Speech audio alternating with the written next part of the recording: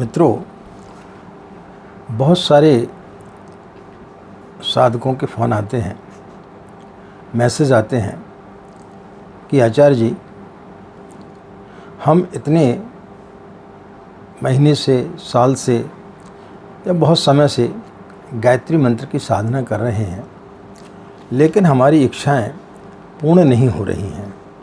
इसका कारण क्या है? मनुष्य की इच्छाएं पूर्ण क्यों नहीं होती हैं? उसकी मनोकामनाएं पूर्ण क्यों नहीं होती हैं? आज इसी संदर्भ में इस वीडियो के माध्यम से हम आपको बताने का प्रयास करेंगे। बहुत सारे लोगों की समस्या है। यदि आप इस वीडियो को शुरू से अंत तक सुनेंगे तो इस प्रश्न का उत्तर आपको निश्चित रूप से मिलेगा और आपको संतुष्टि मिलेगी और आप समझ पाएंगे कि गायत्री मंत्र का जाप आप करते हैं तो जैसा आप चाहते वैसा फलित क्यों नहीं होता है। इसी बारे में आज हम आपको जानकारी देंगे। राधे राधे, जय श्री कृष्णा, नमस्कार। मैं आचार्य पंडित क्रिश वारोलिया, गायत्री महामंत्र। ओम भूर्भुवः स्वाहा तत्सवितुर्वरेण्यं भर्गो देवस्य धीमहि धियो यो नः प्रचोदयात्। अखण्डमण्डलाकारं व्याप्तं येन चराचरं तत्पदं दर्शितं येन तस्मै श्रीगुरवे नमः। तस्मै श्रीगुरवे नमः। आज जिस संदर्भ में हम आपको बताने के लिए जा रहे हैं, एक प्रसंग के माध्यम से हम अपनी बात को कहेंगे तो आपको समझने में बड़ी आसानी होगी। एक राज्य में सुबह से राजा के महल के समक्ष धीरे धीरे भीड़ इकट्ठी होती हुई चली आ रही थी। कुछ इस प्रकार की घटना घट गई थी जो कभी उस राज्य में नहीं घटी थी। एक कौतूहल था, लोगों की भीड़ बढ़ते चली जा रही थी। यह घटना इस प्रकार घटी कि एक सन्यासी सुबह सुबह राजा के दरबार में आया और उसने उस राजा से अपना भिक्षा पात्र भरने के लिए निवेदन किया। तो राजा ने बोला कि यह कोई बड़ी बात नहीं है, आपका भिक्षा पात्र छोटा है, मेरे पास में अपार संपत्ति है, मैं इसे क्यों नहीं भर पाऊंगा। उस सन्यासी ने कहा कि अभी तक मैं जहाँ जहाँ गया हूँ मेरे भिक्षा पात्र को कोई भी व्यक्ति नहीं भर पाया है। आप सोच समझ करके अपना संकल्प लें। राजा मुस्कुराया, बोले छोटे से भिक्षा पात्र को भरने में क्या दिक्कत है, मैं संकल्प लेता हूँ कि तुम्हारा भिक्षा पात्र जरूर भरूंगा। उसने अपने सैनिकों से निवेदन किया, उनको आदेश दिया कि इनके भिक्षा पात्र में हीरे मोती जवाहरात भर दिए जाएं। जैसे उसके सैनिक उसमें भिक्षा पात्र में हीरे मोती जवाहरात डाले, वो खाली का खाली हो गया। सुबह से दोपहर हो गई, भीड़ बढ़ते गई, कौतूहल बढ़ता गया, लेकिन वो भिक्षा पात्र भरने का नाम ही नहीं ले रहा था। धीरे धीरे उस राज्य के राजा की जो अपार संपत्ति थी वो धीरे धीरे खत्म होते हुए जा रही थी, लेकिन भिक्षा पात्र नहीं भर रहा था। शाम होने को आई, राजा भी हार मानने के लिए तैयार नहीं था। वो भी जिद पर अड़ा था कि इसका भिक्षा पात्र में भर दूंगा, लेकिन ऐसा हुआ नहीं। शाम होते होते राजा का समस्त जितनी उसकी संपत्ति थी वो सब खत्म होने को आई, लेकिन भिक्षा पात्र ज्यों का त्यों खाली था। अब तो राजा को बड़ा आश्चर्य हुआ। वो उस सन्यासी के चरणों पर गिर कर के माफ़ी मांगने लगा कि मुझे क्षमा करें, मैं आपके भिक्षा पात्र को नहीं भर पाया, मेरा संकल्प जो है वो अधूरा रह गया, लेकिन कृपा करके इस रहस्य को बताएं, इस भिक्षा पात्र में ऐसा क्या है कि यह भरता क्यों नहीं है। तो उस सन्यासी ने बोला कि मैं एक बार शमशान घाट से निकल रहा था कि वहाँ पर एक मनुष्य की खोपड़ी मुझे मिल गई और उस खोपड़ी को उठा करके मैं लेके आ गया और उसी का मैंने भिक्षा पात्र बना लिया। यह बात मुझे भी अभी तक समझ में नहीं आई है कि यह मनुष्य की खोपड़ी भरती क्यों नहीं है? मित्रों, मनुष्य की खोपड़ी कभी भरती नहीं है।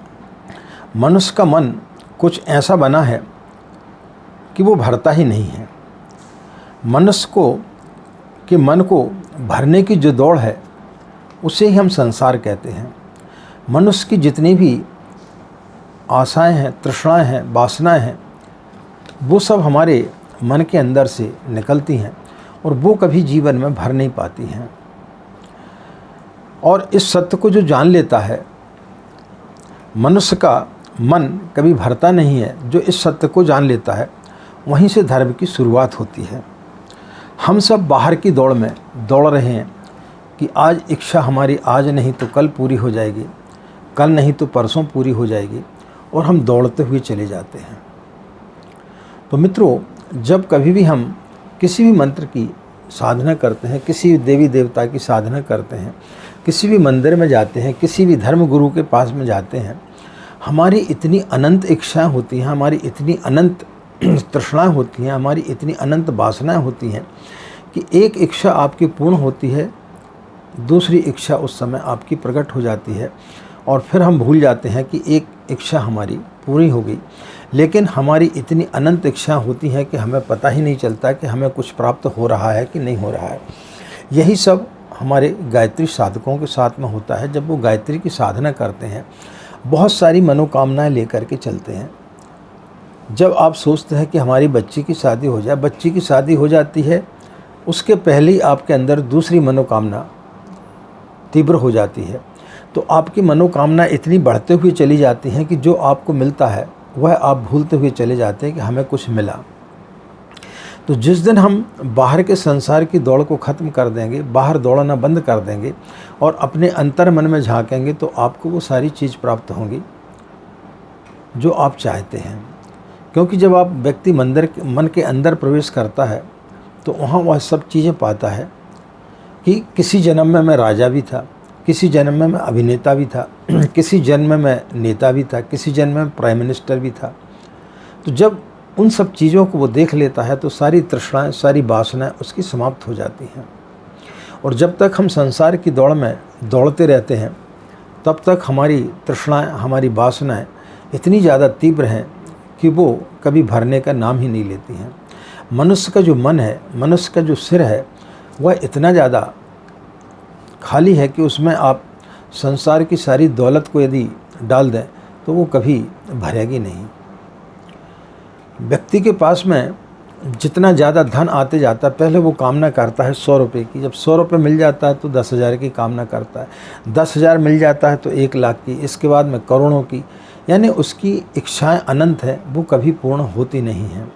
इसलिए मित्रों, जब हम साधना करने बैठते हैं, हम अपनी इच्छाओं को ईश्वर के प्रति छोड़ करके कि जो आपको देना है वो आप दें, उसमें जब हम समझ आए, उसकी नाव में जब हम बैठ जाएं कि जहाँ तुझे ले जाना है वहाँ पर तुम ले करके चलो, तो फिर सारी तृष्णाएं, सारी वासनाएं आपकी समाप्त हो जाएंगी और वहीं से धर्म का जो है मार्ग प्रशस्त होता है। जिस व्यक्ति ने ये जान लिया कि व्यक्ति का मन कभी भरता नहीं है, तो समझो कि उसके अध्यात्म की शुरुआत हो रही है, उसको गायत्री मंत्र निश्चित रूप से फलित होना प्रारंभ हो गया है।